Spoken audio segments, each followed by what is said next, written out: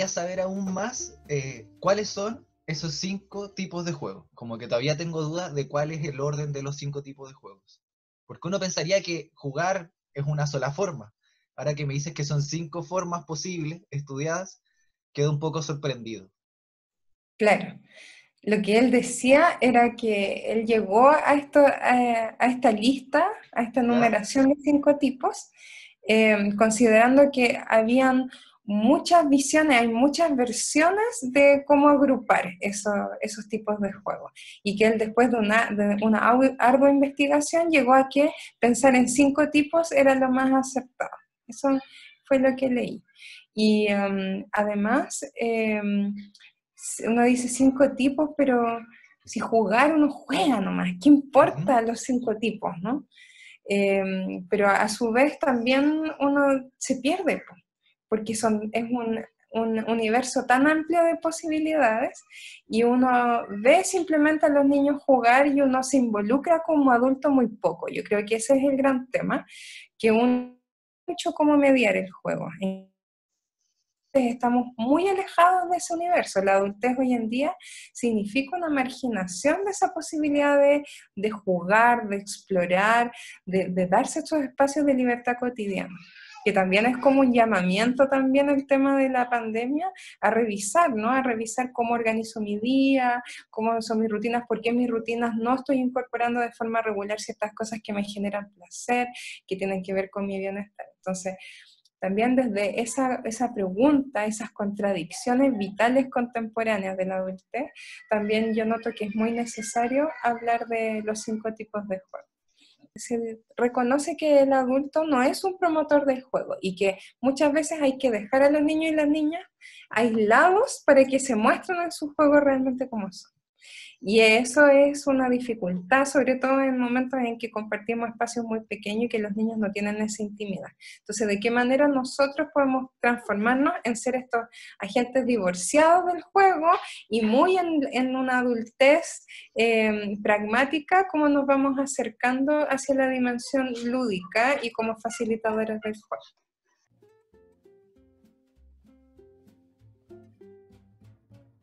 Entonces, si hablamos de 5 tipos de juego, puedo mencionarlos de la siguiente manera. El primero, juegos corporales, que tienen que ver con todos los juegos que nosotros realizamos con nuestro cuerpo, Ujú. solos o acompañados.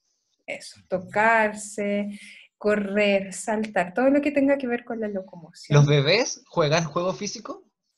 Mucho, es lo que más juegan. Mm. El juego físico se desarrolla de manera muy intensa desde el año cero, desde que nacen hasta los 2 años, de manera muy intensa.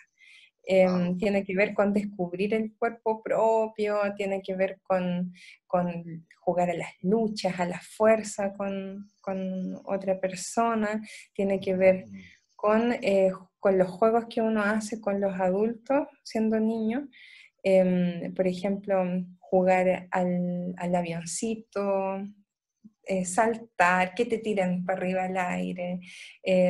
También hay juegos como, por ejemplo, de plaza, como la cama elástica, que son solamente orientados a estimular nuestro sistema vestibular, a estimular nuestra sensación de esquema corporal, de entender cuáles son mis límites, cuáles son mis tamaños, a generar más fuerza, más resistencia y generar también una voluntad por ir más allá, por ir progresando en esas habilidades corporales y sentir como un goce respecto a eso. Eso sería el juego físico. Incluye también coordinaciones oculomanuales, o sea, de motricidad fina, que es lo que más se hace a veces en párvulos, ¿no? En salas pequeñas, con muchos niños, en mesa y silla, se hace mucho dibujo, mucho bordado, trabajo de la pinza, que después Cuando va así. recortamos papel con las manos, o Claro, como por ejemplo aplaudir o generar tacto y sonido con nuestra piel, claro, también pueden claro. ser opciones físicas de conocer nuestro cuerpo. Sí, sí. También yo creo que la creación de ritmos Ujú. corporales tiene que ver también con esas habilidades. Mm. Ritmos, digamos, más espontáneos, no necesariamente tan estructurados dentro de una pauta rítmica, ¿no? Exacto. Pero coordinaciones de ese tipo, con distintas partes del cuerpo, podría ser también un juego físico.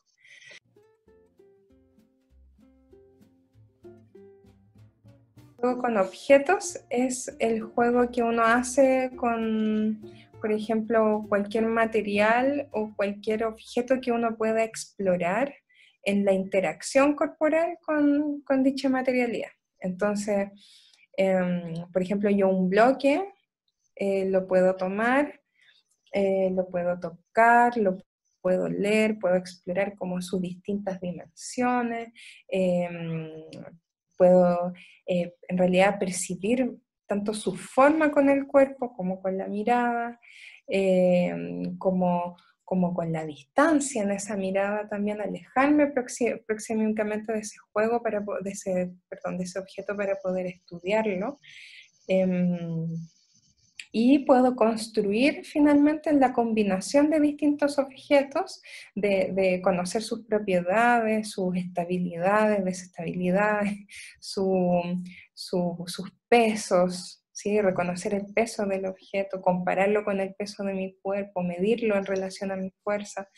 Finalmente eso llega a generar como con pequeñas construcciones y que yo también lo puedo ir combinando eso mismo con un juego corporal. Por ejemplo, yo puedo o jugar con arena, por ejemplo, y hacer un gran muro en el borde de la playa y llenarlo con agua y saltar y chapotear en una fosa que esté abajo de ese muro y saltar el muro, etcétera, empujarlo, desarmarlo. Puedo ir combinando también esas ambas cosas. También hay que entender que nunca un juego Mm. es absoluto, siempre van a haber cosas mezcladas. El hecho es que podamos identificar que por sí solo tiene un valor. Ese es el interés también de una tipificación.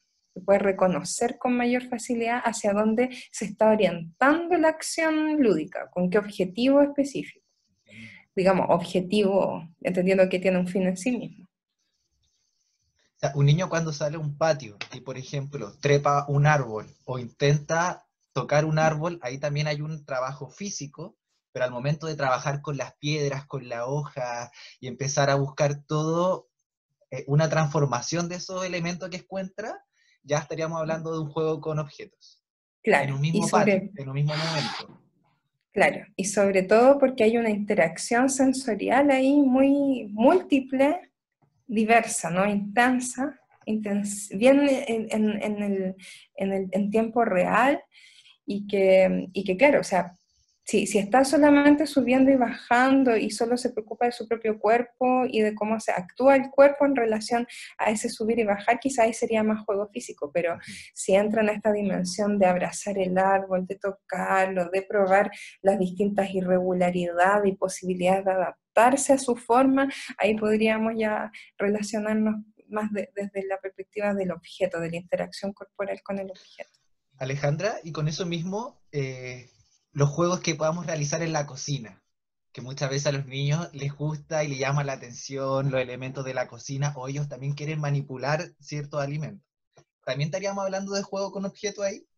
Sí, de todas maneras, yo creo que sí. Yo Ok. creo que el juego con objetos lo que brinda es justamente la posibilidad de la estimulación sensorial como cotidiana y extracotidiana. Entonces, si un niño o una niña quiere entrar a la cocina, ahí es interesante ver qué diversidad de posibilidades estamos ofreciendo. Si puede jugar a la receta, digamos, le vamos a transmitir una receta ya muy estructurada y él entra dentro de eso, se adapta y vamos hablando de todo lo que pasa, del resultado esperado y haciendo pequeñas inferencias o lo que sea, pero muy distinto es a que sea más diverso y que empecemos a explorar, a ver cómo huele esto, a ver, ¿y qué diferencia tiene esto con esto? ¿A qué comida crees tú que le echamos estos ingredientes? Y también la manipulación de las masitas. Yo, por ejemplo, hice mucho el año pasado juegos que tenían que ver con fabricar una masa de pan, pasarla por el cuerpo, amasar de a dos, una misma masa, tocarse las manos a través de esa masa, y finalmente, una vez construido, empezar a modelar y a generar una forma determinada. Entonces, ¿qué objetos yo puedo ocupar para eso en la casa? Por ejemplo, puedo yo tener utleros especiales para los niños, las niñas, puedo tener, hacer galletas, tener moldes de galletas, pero que realmente ese paso a paso y ese manipular y buscar estimulación sensorial logre ocurrir en algún momento en autonomía. Creo que eso es como lo principal para que constituya un juego con objetos y que no sea simplemente hacer una receta y ayudar a la mamá en algo que ella quiere y se limitan mis posibilidades de interacción. O también saber que los niños pueden tener esta búsqueda más lúdica y nosotros como adultos de repente le exigimos que se concentren o que hagan tal cosa y los niños van a jugar. Si le pasamos un trozo de Claro, masa, van a jugar. Y como sí, adulto permitirlo y no enojarnos ni nada por el estilo. claro, ¿Sabes claro, también qué pienso, Alejandra? Que esto significa que los espacios cotidianos de la casa también nos dan la bienvenida a los juegos. Como que así puede ser el patio, así puede ser la cocina, como también así puede ser el baño. O sea, lavarse los dientes puede transformarse en un juego físico o en un juego con objetos, como también ducharnos, y muchos niños meten elementos de su juguete a la ducha y ahí van jugando en ese momento, claro, se claro. fusionan. De hecho, el baño de tina puede ser un momento muy gozoso para esta estimulación, pues más encima en el agua siempre es un ambiente muy particular que recuerda esta vida intrauterina, que tiene que ver con el cobijo, con el afecto, y bueno, y como decía Amy Pickler y todo su legado en torno al desarrollo infantil, que esos son momentos, los momentos de cuidado personal, son momentos de interacción muy íntima, muy significativa, donde el lenguaje es muy importante, el lenguaje oral, y donde mientras más eh, posibilidades de exploración tranquila se ofrezca sobre el propio cuerpo, más enriquecedor va a ser para el desarrollo, eh, para siempre, digamos, en la vida de cualquier persona.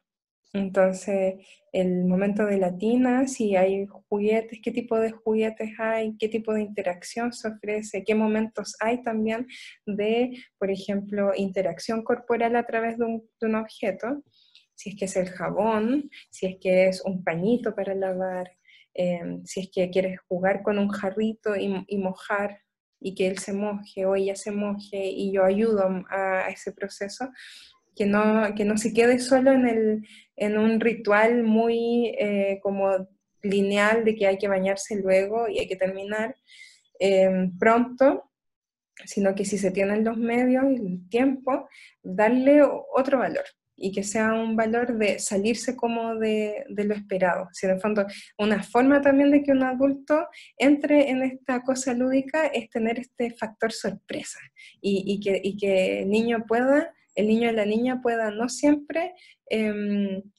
predecir todo lo que va a pasar contigo en esa relación. Como un efecto de magia, como que el juego también nos lleva a estos momentos mágicos que no lo habíamos considerado, como adulto no tener todo bajo control, sino Claro, que estar atento y alerta a que pueden ocurrir cosas, que nos pueden claro. generar mucha risa, que nos pueden generar mucha sorpresa o descubrir cosas nuevas que no habíamos considerado.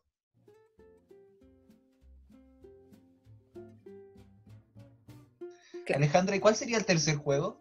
Tercer juego es juego simbólico. Juego simbólico. Juego simbólico. Y el juego simbólico tiene que ver con el desarrollo de las habilidades lingüísticas. Tan ¿Ya? amplio como eso.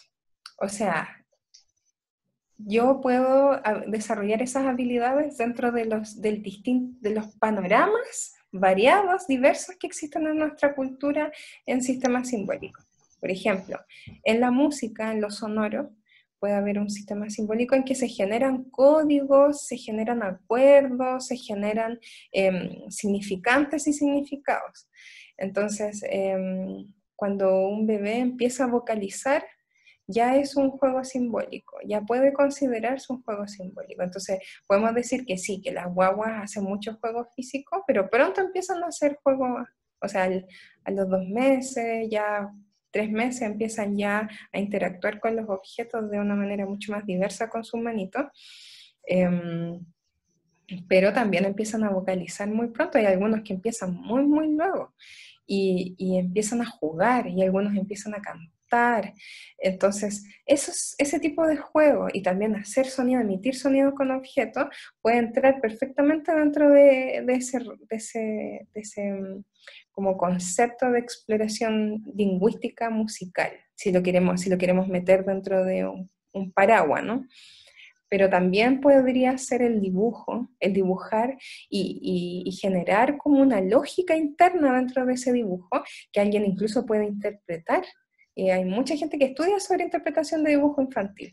Entonces, se dice incluso, lo que propone este autor, David Whitebread, es que dentro de esa gramática interna del dibujo infantil existen los primeros indicios de las habilidades lingüísticas en el lenguaje oral, por ejemplo, y en el lenguaje escrito, que son las mismas lógicas.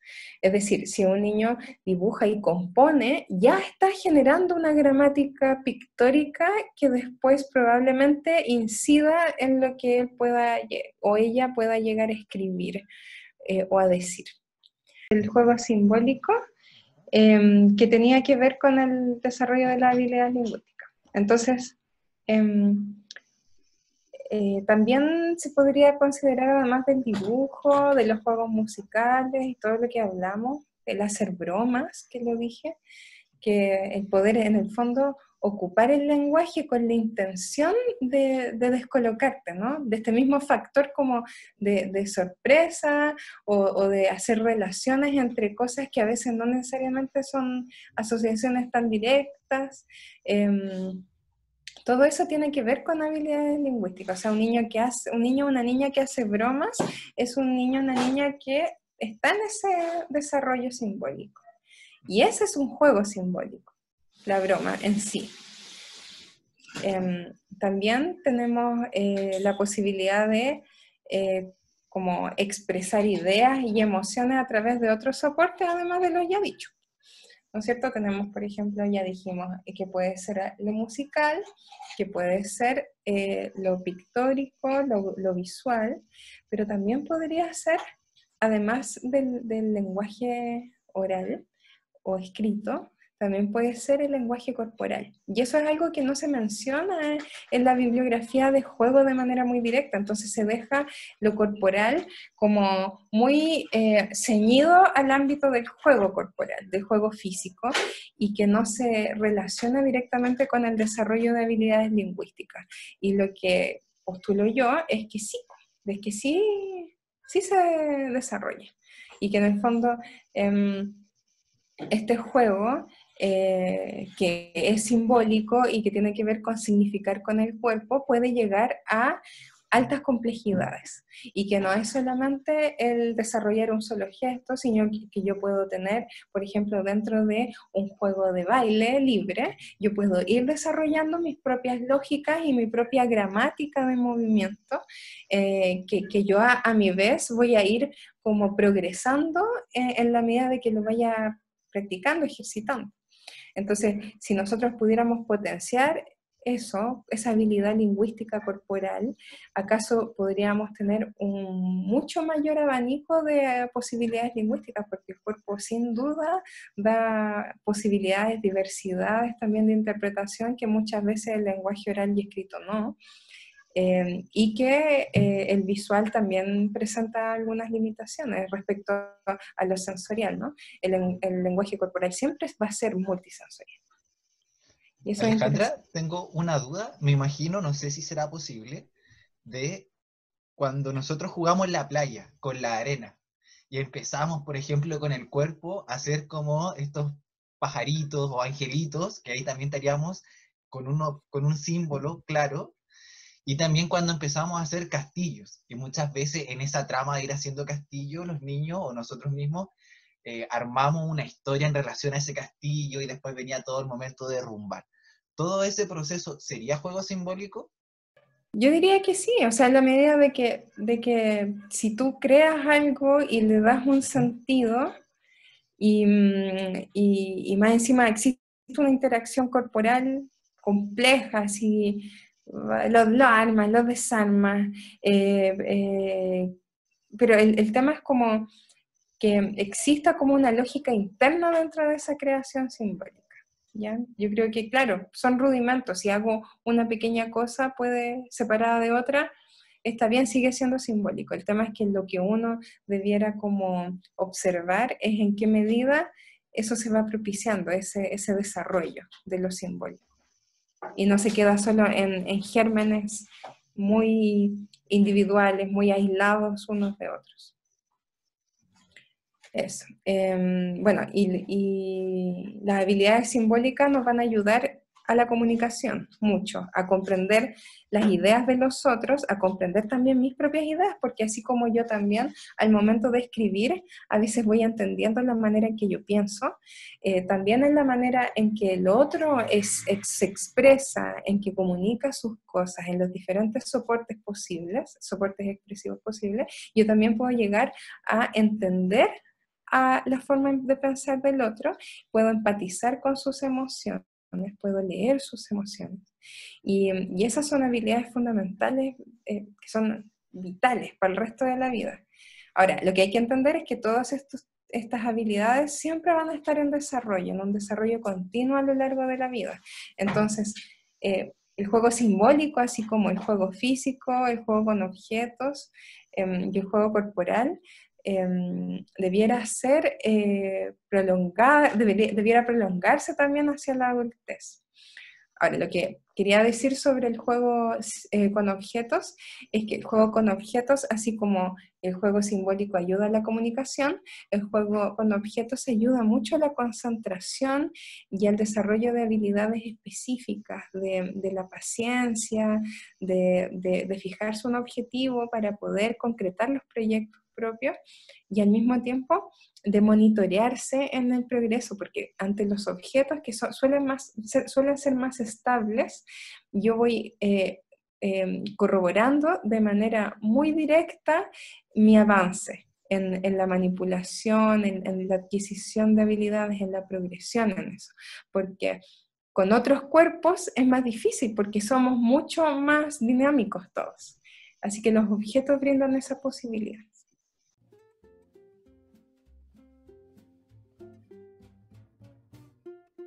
Cuarto juego es el juego sociodramático o juego de fantasía. Y ese juego es muy particular porque claramente todos los otros ayudan y son como estos cimientos para la generación de este juego, que es bien complejo, porque tiene que ver con el crear en tiempo real personajes, historias, tiene que ver con ponerse de acuerdo con otro. Si bien parte, en la mayoría de los casos, con una cosa que el autor le dice el private speech, ¿ya? Que sería conversación privada, que justamente los niños y las niñas buscan hacer en un rinconcito, a solas, a veces en su pieza, en el patio, en que hablan solos y hablan consigo mismos, y es una especie de monólogo, o que a veces incluso pueden hacer con un agente imaginario, ¿no? Y esa dedicación a escucharse a sí mismo, a ponerse de acuerdo consigo mismo, después se proyecta a un juego compartido con un otro, una otra, en que se van poniendo de acuerdo en el mismo momento en que va ocurriendo el juego. Entonces, existen muchas frases que uno podría identificar como parte de ese ponerse de acuerdo. Por ejemplo, ¿Cómo serían? hagamos que este es Hagamos el camino que... de ida, hagamos que, Sí. imaginemos que somos tal personaje. Ujú. ¿Qué te parece que usemos estos objetos para esta acción que estamos inventando? Y en el entremedio que existen esas frases de ponerse de acuerdo, ellos van actuando y llevando a cabo, accionando en base a ese acuerdo. Y van actuando. Y van O sea, actuando y desarrollando una historia. ahí puede ser cuando una caja se puede transformar en un barco, en una nave espacial, pero es porque se pusieron de acuerdo y decidieron que esa caja iba a ser una nave espacial y ya no iba a ser caja. Claro, claro. Y quizás, y ahí trasciende el ámbito como del juego simbólico, aunque sigue simbolizando, pero combina la acción corporal, la acción física compleja, múltiple, desde el lenguaje, desde lo corporal, desde la proyección, de la Desde la imaginación, emoción también. desde la emoción, todo está involucrado. Entonces, es como un momento culmine. Por ejemplo, mis hijas ahora están en un momento de desarrollo del juego sociodramático y lo juegan de manera bien recurrente y yo me sorprendo mucho con lo que pasa ahí, porque primero transforman el espacio de una manera muy invasiva, pero también se ocurren ideas y también van como, ¿cómo decirlo? Como trasladando todo ese imaginario que van recolectando de experiencias diversas, de Ujú. referentes, lo van trasladando de manera muy inmediata a una acción coordinada con, en un colectivo, en una acción que es creativa de manera muy intensa y que tiene diversos elementos de creación como que uno podría constatar como, no le voy a decir productos creativos directamente, pero sí señas, señales en las que uno puede decir, oye, aquí hay creación de objetos, aquí hay creación de situación, aquí hay creación de personaje, aquí hay creación de una narrativa, o hay un inicio, un desarrollo, un final, hay una temática, hay conflictos. Entonces son componentes claramente dramáticos. Um, Alejandra, y tengo una duda en relación a este ejemplo que me estás dando. Con el factor tiempo. ¿Cómo lo has trabajado? ¿Cómo ha sido tu experiencia en relación al tiempo para este bueno, juego de tus hijas? este juego sociodramático requiere mucho tiempo. No va a surgir espontáneamente porque tienen que haber condiciones ambientales que lo promuevan. Esas condiciones tienen que ver con el espacio despejado, que lo habíamos dicho antes en el podcast anterior, tiene que ver con poder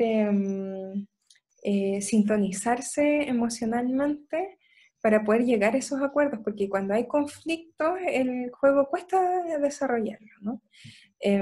También tiene que haber como un descanso mental, como no va a ocurrir ese juego quizás a altas horas de la noche. En general yo creo que mediodía es el ideal, en la mañana también.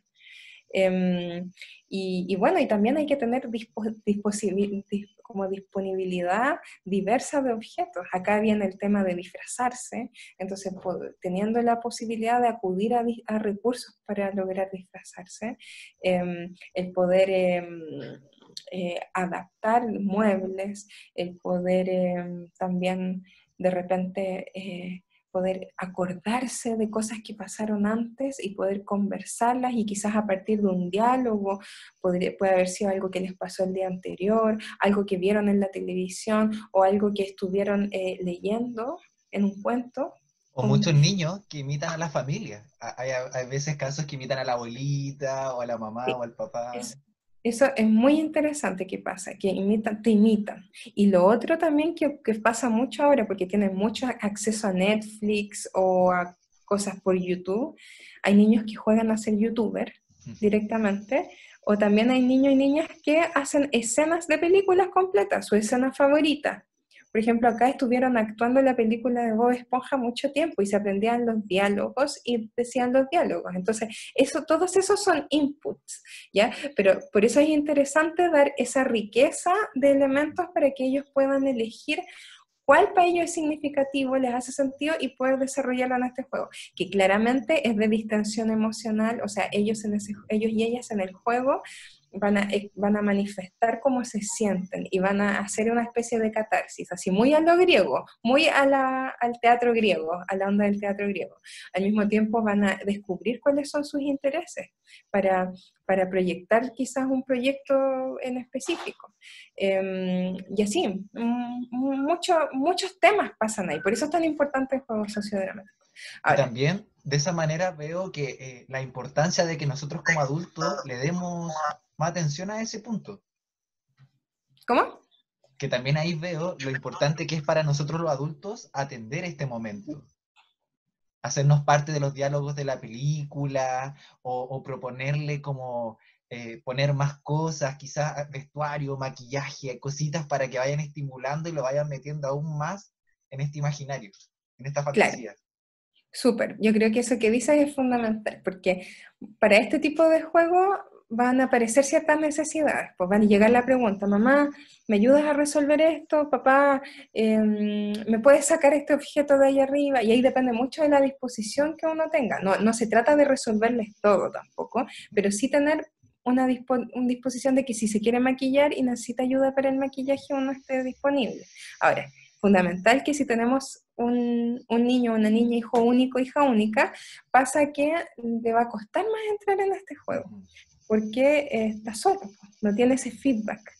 Es la relación, ahí es lo que genera la mayor fuente de ideas y hace explotar la imaginación. Entonces ahí tiene que ser el padre o la madre un agente súper activo y como dices tú, jugar en esta cosa de diálogo. Tampoco se trata de que uno se transforme completamente en niño, pero que sí ofrezca la posibilidad de interactuar en esto de los roles. Y en eso va también una cosa súper importante para el aprendizaje infantil, que es el cambiar de roles. Y de repente uno hacer la inversa, uno hacer el hijo y que el niño haga de grande. O así como, por ejemplo, las guaguas a veces te quieren dar la comida a ti o quieren ayudarte a bañar, que quieren bañarte, o quieren vestirte, o quieren cuidarte, o quieren hacerte... Todas esas cosas que pasan. O cuando quieren jugar al profesor o profesora y ellos quieren darte a ti las tareas para que uno las haga. Claro, todo eso tiene que ver y son los inicios de esto, pues así como podría ser el private speech, después vendría al mismo tiempo el cambio de roles y esto se iría proyectando hacia un juego sociodramático ya más complejo.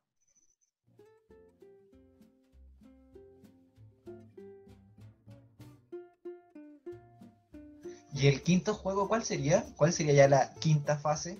La quinta fase es el juego reglado. Y ese juego es un juego que es más común de lo que uno cree porque es lo que nosotros pensamos que es juego originalmente. Porque todos los juegos que hablamos antes son con reglas inventadas, in situ. En cambio, estos juegos tienen reglas preestablecidas, ya sea como consuetudinarias, ¿no es cierto?, construidas después de muchas generaciones, que pueden ser juegos tradicionales, parte de nuestro folclore, o también juegos de mesa, que pueden ser más transversales a todas las culturas, o también pueden ser juegos electrónicos, y así grandes Alejandra, posibilidades. ¿y en juegos tradicionales qué juegos se te ocurren? Así como para si vamos a nombrar, para Es agrandar que nuestra lista.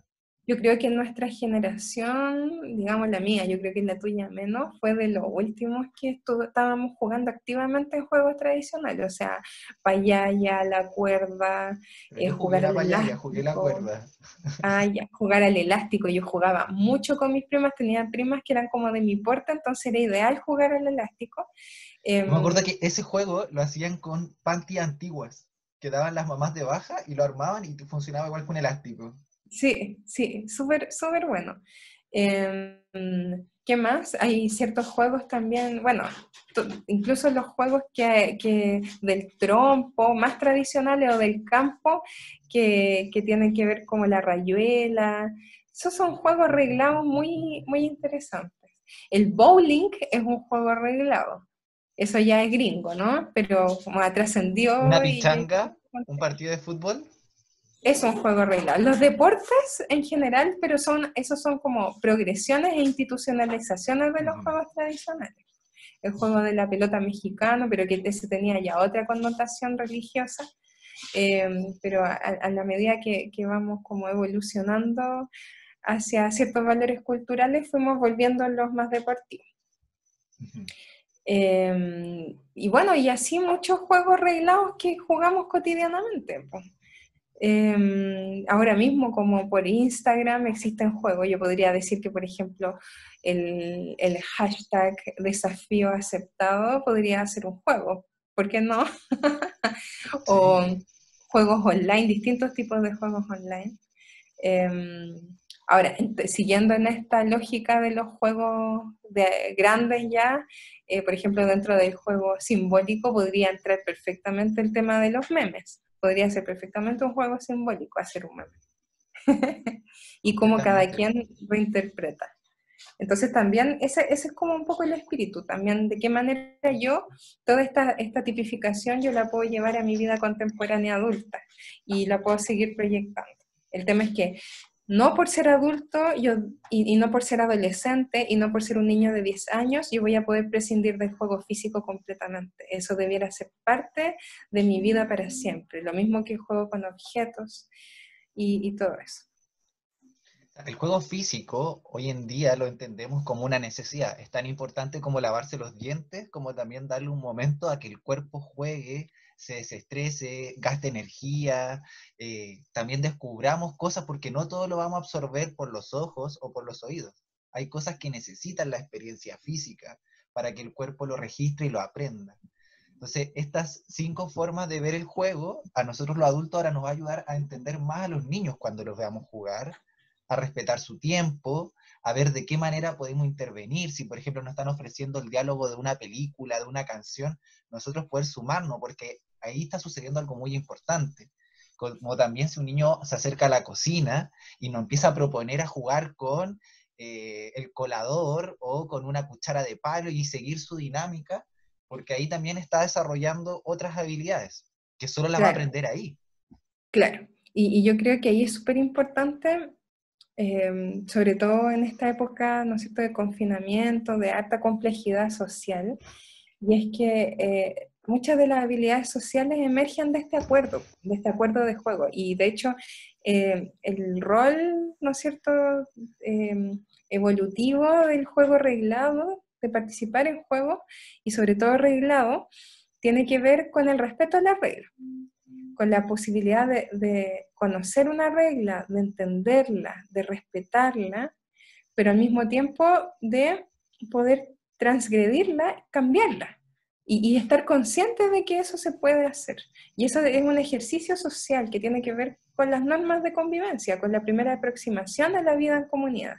De estar consciente de que si yo estoy en un grupo y quiero pasarlo bien con este grupo, hay ciertas condiciones básicas que debo cumplir.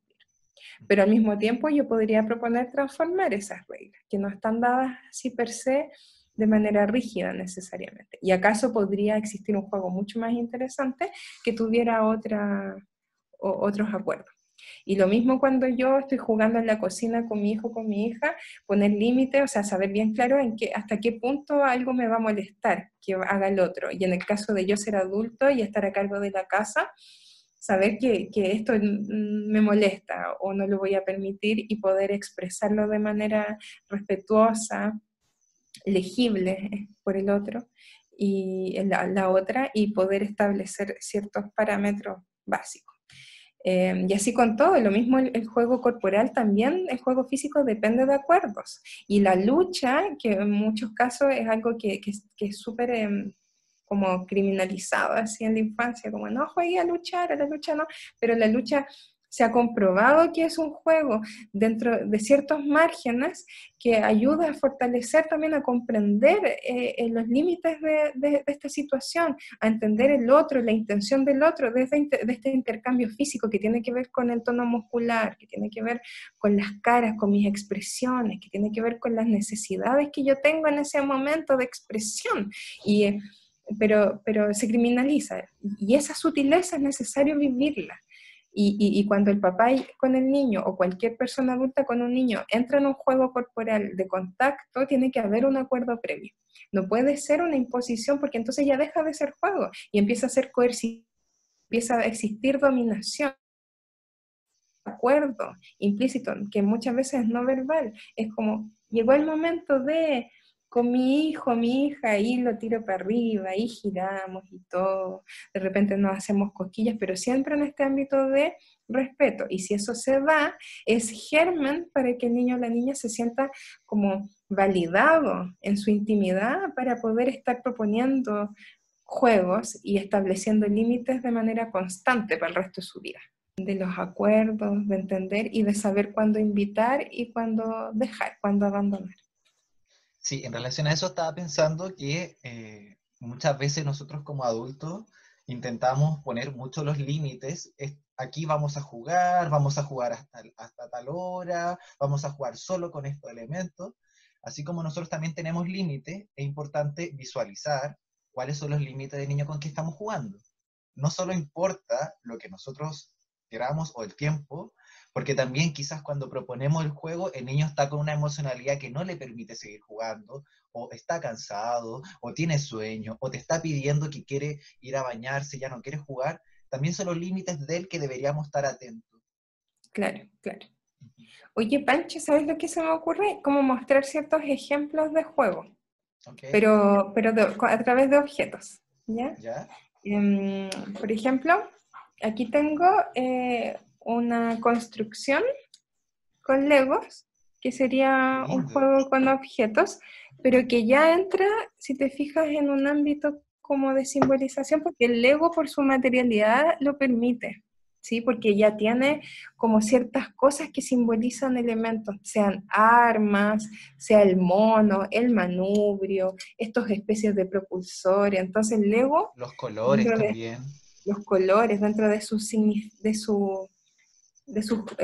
sofisticación, ha logrado rozar y transitar desde la construcción a la simbolización, con rueditas y cosas así, con cosas transparentes que emulan de repente ventanas, luces, ¿sí? ¿Y todo Entonces, esto lo hicieron tus hijas? claro, ¿O tú le esto ayudaste?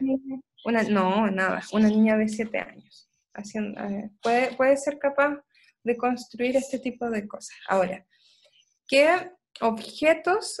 Que el Lego es sofisticado, de hecho el Lego tiene todo un mundo y una filosofía atrás y son una fundación y promueven el juego en el mundo. Las investigaciones de juegos son Hay financiadas por universidades Lego, que enseñan a los adultos con los Legos. claro. Clases. De más, pues, si tiene Sí. como que, igual es una hegemonía también. Pero la construcción se puede dar con bloques de madera. Yo lo voy a traer, un ejemplo de bloques de madera. Son bloques sacados de distintos juegos. Este es como una mezcla, pero tengo como desde tablitas cortadas, más gruesas, ¿sí?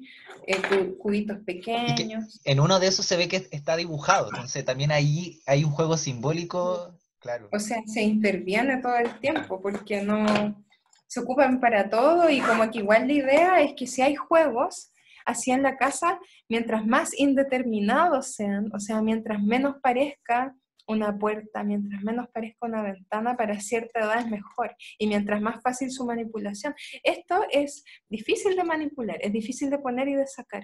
En cambio, un bloque grande de madera es mucho más simple y se También ahí puede pienso en transformar el en mil barro, cosas. en la greda, en la plasticina, que pueden ser Totalmente. muchas cosas, El barro maravilloso. Yo creo que la tierra es el juego con objetos ideal. Yo creo que ahí por tuviste un excelencia. ejemplo con el tema de la greda, de los palitos, las piedras. Yo creo que con esos tres objetos se puede estimular muchísimo la construcción, mucho. Y hoy día, más que nunca, lo reciclable. Los conos de confort, las botellas, las tapas, Totalmente. revistas Y, antiguas. y van a empezar a hacer formas y si tú tienes reciclaje en la casa, un balde de reciclaje, van a ir y van a sacar y van a recortar y van a empezar a pegar cosas y van a ver esculturas pasa si están las condiciones. Y también para salir un poco de esta idea de tener que tener muchas cosas para poder entretenernos o tener que tener YouTube, porque si no tengo YouTube no me entretengo y solo basta con pescar una revista, empezar a recortar, transformar, pegar y empezar a generar Y cosas como, desde nosotros. claro, claro. Ahora, por ejemplo, en juego simbólico tenemos esto, el juego con físico, pucha, se va a dar siempre, o sea, es muy difícil que un niño no quiera realizar un juego físico. Ahora, tú puedes motivarlo teniendo objetos de gran dimensión, por ejemplo, cojines grandes, tener un colchón, tener así disponible. Yo tengo el colchón, por ejemplo, del gobierno de Chile y está para la historia. Lo usan harto, está como ya, está para darlo de baja, pero saltan en él, lo convierten en cama, y bueno, y es como, en verdad, teniendo espacio y teniendo objetos así grandes, se debería dar juego físico de manera bien natural. Bueno, y quería Alejandra, pasar al... que sabes que algo que estaba pensando que consideré súper importante nombrarlo, es que con el juego de fantasía pude entender la importancia de qué manera estamos estimulando a nuestros niños, qué historia le estamos proponiendo, qué películas, qué imágenes, qué canciones, cuáles son los referentes que él absorbe en el día a día a través de estas pantallas, porque van estimulando su mundo de fantasía, que después lo que va a ir reflejando en sus dinámicas del día a día. O sea, qué tan violento puede ser su lenguaje o qué tan violento lo pueden llevar el juego físico porque he estado todo el día consumiendo ese tipo de imágenes. Claro, claro.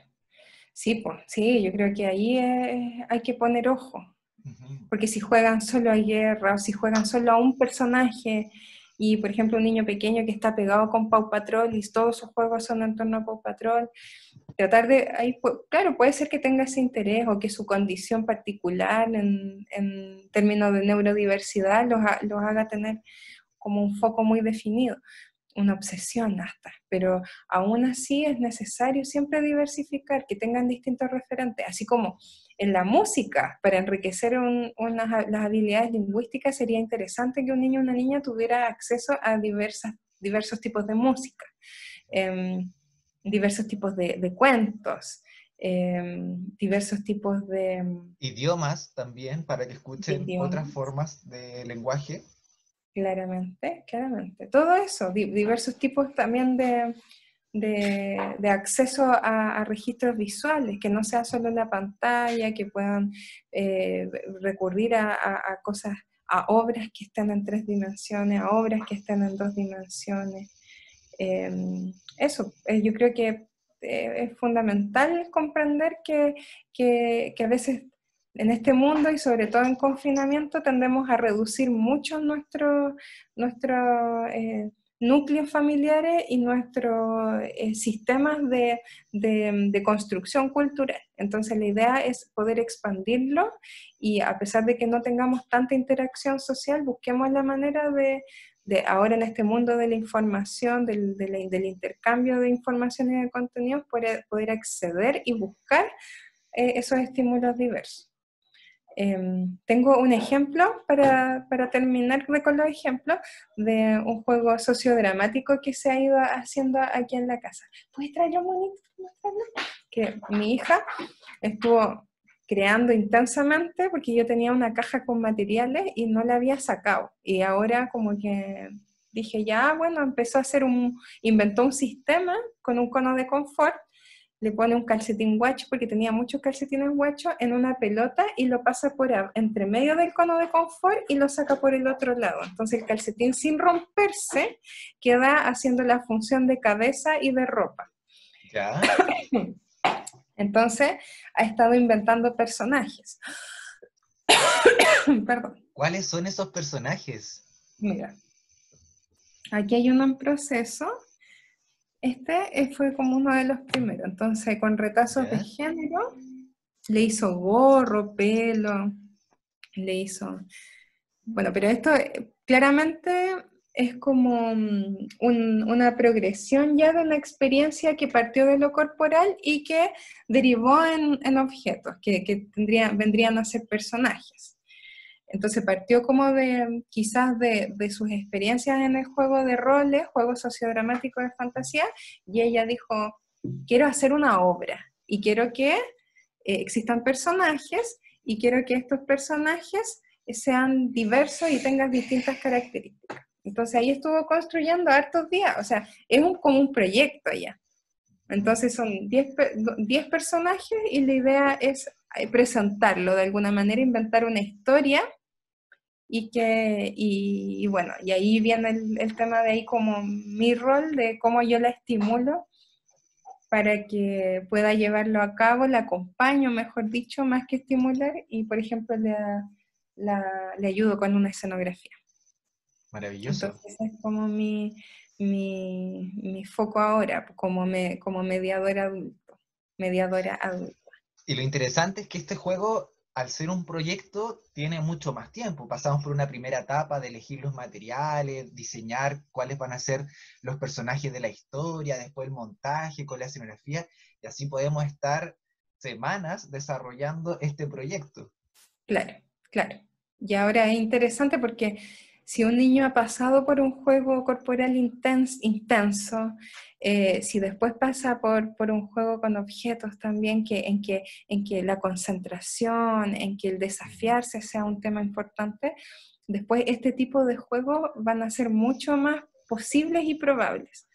Más probables y menos como frustrantes, porque aunque no salga la primera vez, aunque mi idea tenga que cambiar en el camino, porque es difícil manipular y que quizás las ideas que yo tengo en la cabeza sean tal cual como se puedan resolver con las materialidades que yo tenga a la mano. Ujú. Pero si yo tengo esa tolerancia a la frustración y tengo esa posibilidad de imaginarme con lo que hay y crear en base a lo que tengo y poder transformar mis ideas y llegar a acuerdos con otros para que me ayuden, un proyecto así es viable. Ujú. Eso. Maravilloso. Qué potente el juego, qué potente el proyecto. Y también me imagino que para nosotros debe ser un hermoso recuerdo poder fotografiar esto, hacer un archivo, después de 10 años reencontrarte y decir, oh, yo hice esto, grabar quizás la escena de la historia dramatizada, como que Claro, puede dar para mucho, y de repente pensamos que sin internet se nos acaban los recursos y en nosotros mismos estamos llenos de recursos. claro. Estamos Sí, llenos de de, recursos. de todas maneras, de todas maneras. Y la invitación también a los adultos y las adultas, y yo creo que pasa ahora cuando la gente se junta a jugar juegos de mesa, como mucha gente soltera, solteros, parejas, que a veces se juntan a jugar y está bien, pero que se abran a estos tipos de juegos que trascienden el juego de mesa o buscar juegos de mesa que se proyectan a interacciones como sociodramáticas, pueden ser muy liberadoras y para el bienestar.